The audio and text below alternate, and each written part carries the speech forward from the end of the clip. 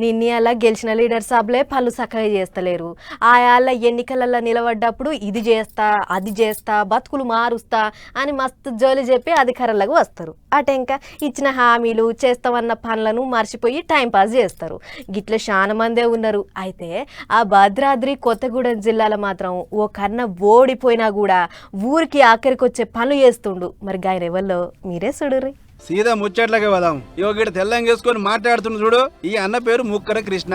భద్రాద్రి కొత్తగూడెం జిల్లా సుజాత నగరం మండలం రాఘవపురం వీళ్ళ ఊరు. అయితే మొన్న ఆయన సర్పంచ్ ఓటర్లో వాళ్ళ ఇంటి ఆమె ఉషక్కను సర్పంచ్ అభ్యర్థిగా నిలబెట్టిండు. ప్రచారంగా బాగానే జోరు మీద చేసిండు. ఇక పోటీ అన్నప్పుడు గెలుపు ఓటములు మామూలే కదా.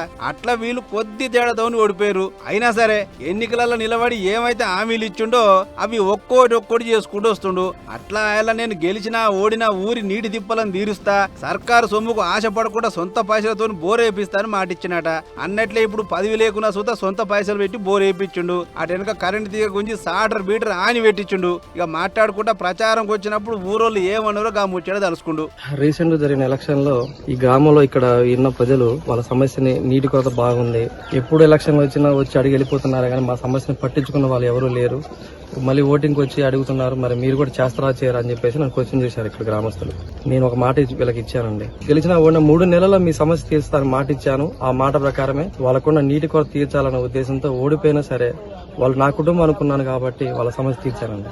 సూపరే కృష్ణన్న. నిన్నయాల అధికారంలో ఉన్నోళ్ళే సర్కారు నుంచి బిల్లులు వస్తావు, మా జేబులకేంచి ఎందుకు పెట్టాలని అనుకుంటోళ్ళు కొన్ని వేల మంది ఉన్నారు. అసలు నువ్వు ఓడిపోయినావంటే ఖర్చు ఇప్పటికే బొచ్చడు పెట్టుంటావు. అయినా కూడా ఇచ్చిన మాట ప్రకారం బోరేపించినవంటే నీ మనసును ఎంత తారీఫ్ చేసినా తక్కువే. గెలిచిన వాళ్ళు చేసిన పని నువ్వు చేసినావు. ఇప్పటికన్నా నీ మంచి మనసును ఊరోళ్ళు అర్థం చేసుకుంటే వచ్చే తాప నువ్వే సర్పంచ్ పోవే అని అనుకుంటారు ఈ ముచ్చట చూసిన జనాలు.